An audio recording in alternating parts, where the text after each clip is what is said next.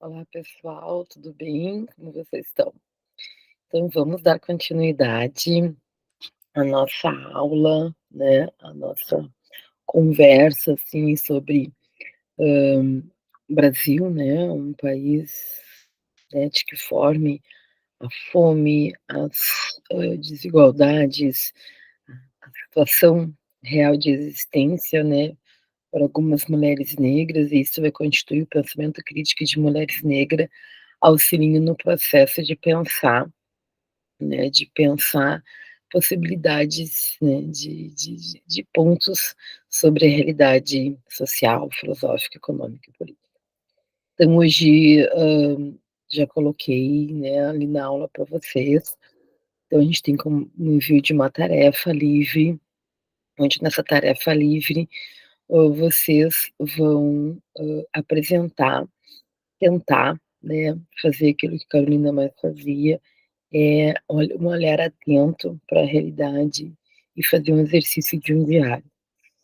No exercício, e por isso eu não coloquei para fórum para a gente comentar, até para vocês ficarem bem à vontade, né, então seria um exercício diário de perceber as relações de vocês, as relações ao entorno de vocês e como as questões de raça, classe, gênero e sexualidade, ela atravessam essa realidade.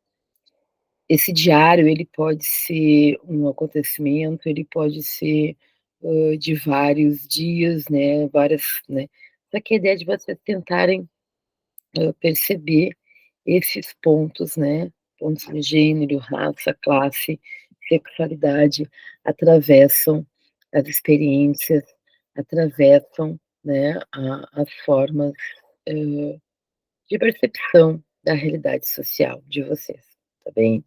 Eu vou conversar um pouquinho mais aqui sobre Carolina, vou deixar o quarto de despejos, né, para vocês lerem alguns trechos e eu vou dar continuidade aqui. Esse material que eu estou apresentando para vocês, eu meio que, fragmentei e utilizei algumas coisas de um curso que eu ministro sobre a vida e obra de Carolina de Jesus, né. Então aqui eu já tinha falado para vocês na aula passada, mas sempre retornando, né, ela tem toda essa trajetória que quando ela é neta escravizada, a gente pode pensar assim, né, que é nascer no início do século XX no Brasil e não ter acesso, né, à educação, de forma,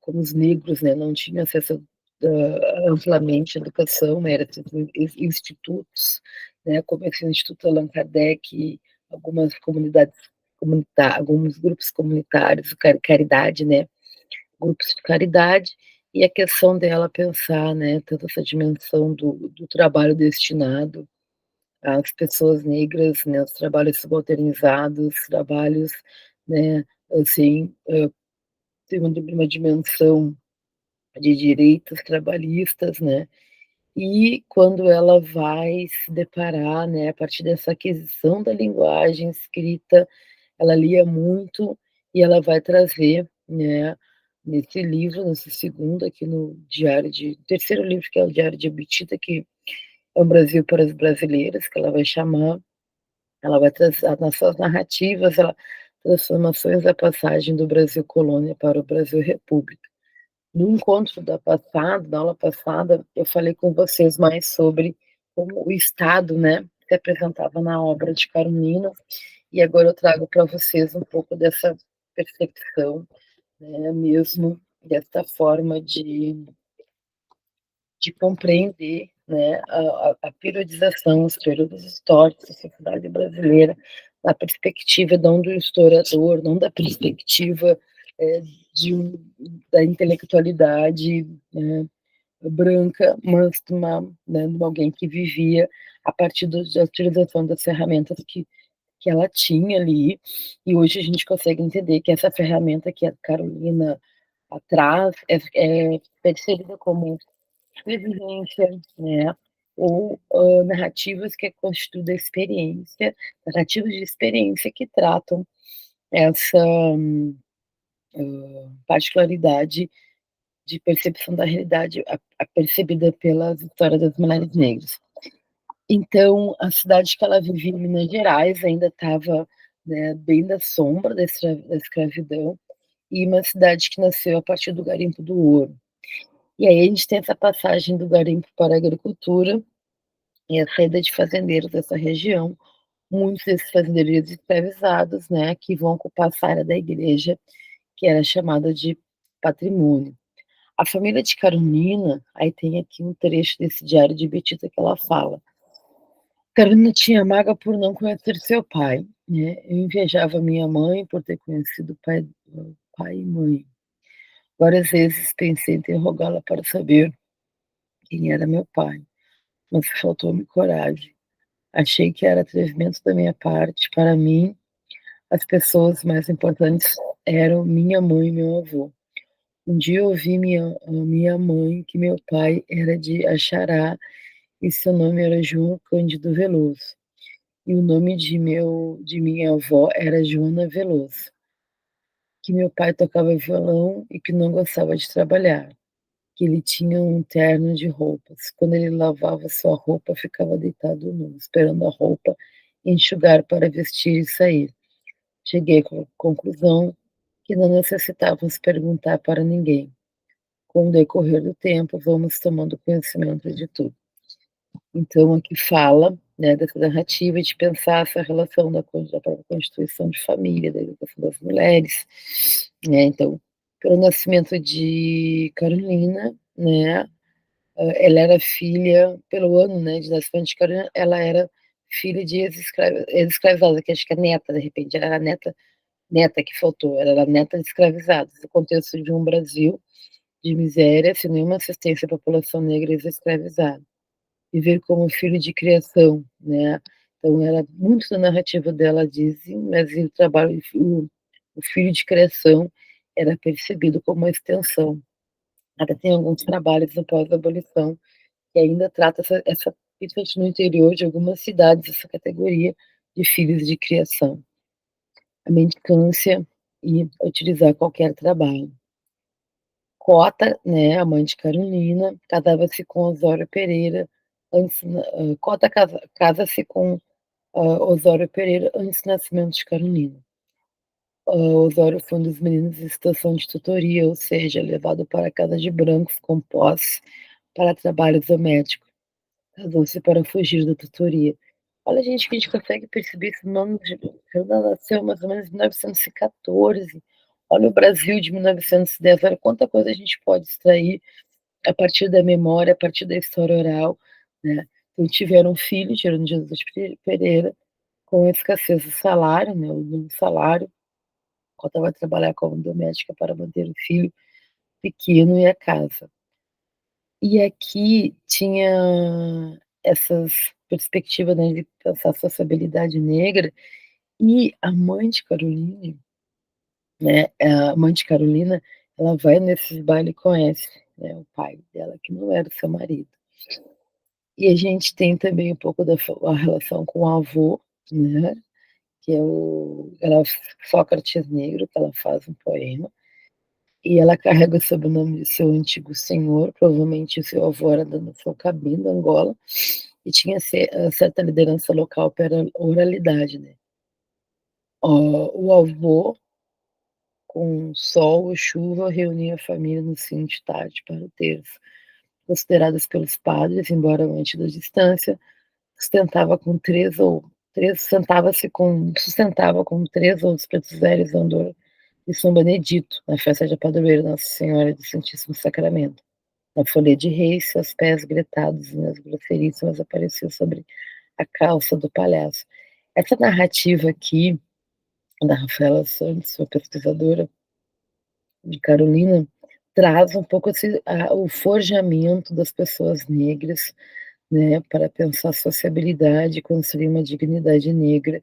Quando a gente chama, né, de racismo estrutural, muitas vezes a gente só fala: racismo estrutural", não conseguimos mensurar, mas aqui a gente tem uma dimensão de racismo da instituição Estado, Brasil, como acaba,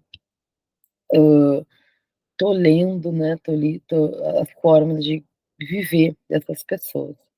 Aqui o Sócrates africano foi publicado, né, quando o texto que ela faz para o avô dela. Minha mãe era a única que poderia herdar o septo intelectual do vovô, mas a minha mãe não aprendeu a ler. Enquanto o português predominou no Brasil, o negro foi tolhido. As escolas não aceitavam os pretos, mas foi Rui Barbosa dizia que eles, agindo assim, implantariam o preconceito racial no Brasil, que um país com preconceito é o país de raças medíocres.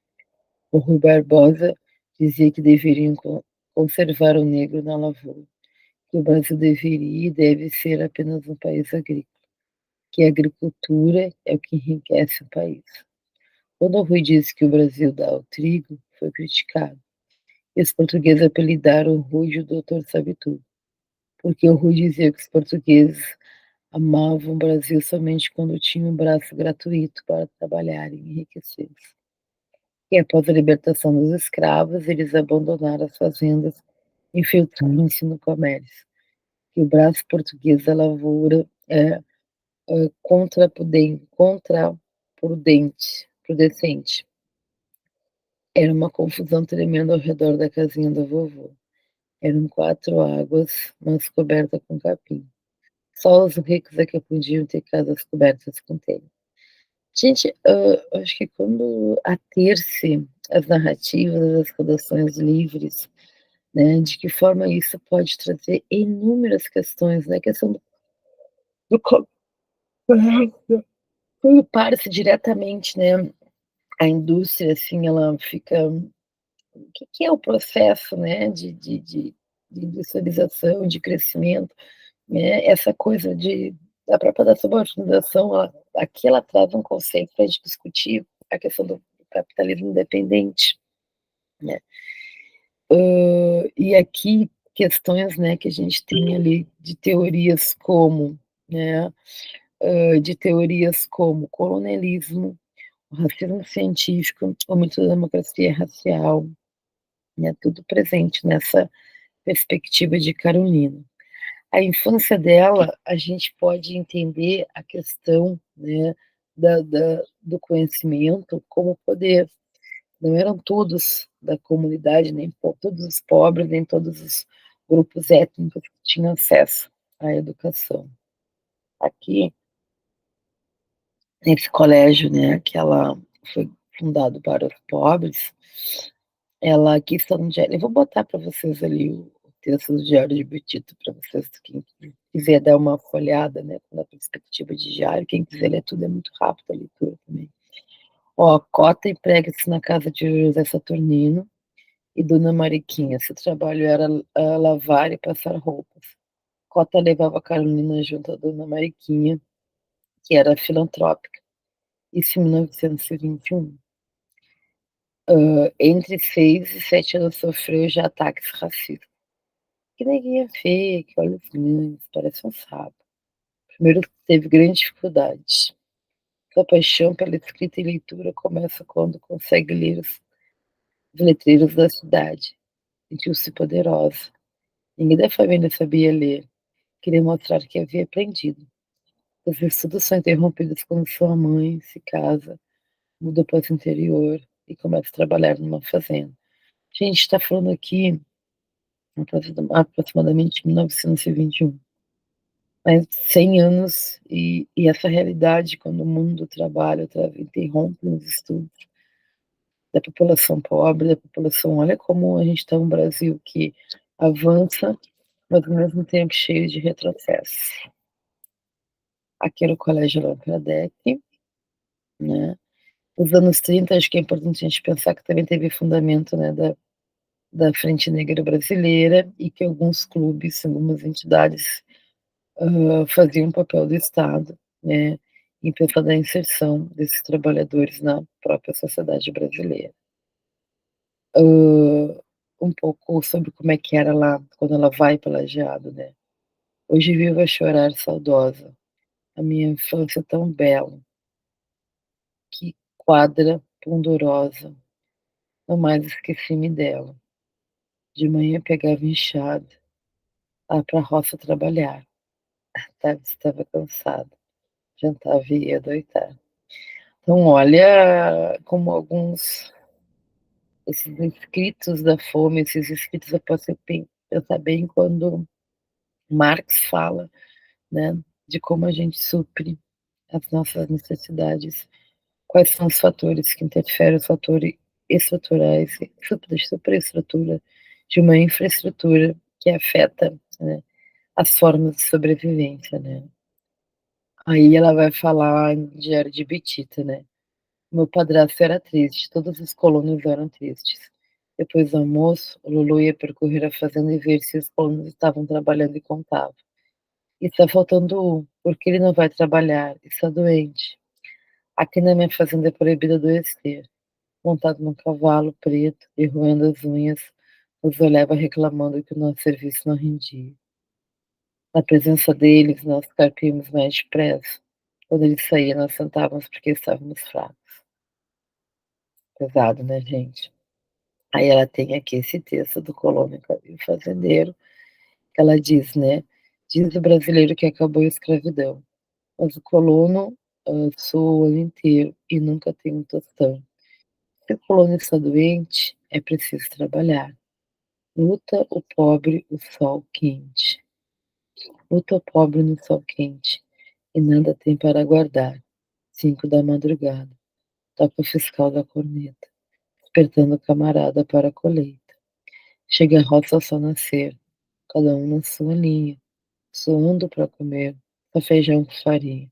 Nunca pode melhorar essa negra situação. Carne não pode comprar para não dever ao patrão. Fazendeiro ao fim do mês dá-lhe um vale de 100.000 réis. Artigo custa 6, venda ao colono por 10. Colono não tem futuro e trabalha todo dia. O pobre não tem seguro e nem aposentadoria. Ele perde a mocidade, a vida inteira no mato e não tem sociedade. Onde está o sindicato? Ele passa o ano inteiro trabalhando, que grandeza enriquece o fazendeiro, e termina na pobreza. E se o fazendeiro falar, não fique na minha fazenda. O colono tem que mudar, pois não há quem defenda. O colono quer estudar, admira a paciência do patrão, mas é um escravo. Não tem que estacionar, não pode dar margem à vocação. Trabalha o ano inteiro e no Natal não tem abandono. Percebi que o fazendeiro não dá valor ao colono. Aqui ela traz duas categorias, né, constituída por elas para distinguir a relação, né, de classe. Ela traz, né, hoje a gente tem a categoria quilombola, mas ela não distinguia. Os estudos sobre as relações raciais do campo vão se à tona após a Constituição de 88, quando vamos se pensar nessa categoria política, que é a categoria quilombola. Eu vou deixar para vocês também esse texto do Diário de Bitita, para vocês lerem, tentarem fazer esse exercício, né? Vou tentar, de quem conseguir postar até o final da semana, vou dar um feedback, tá?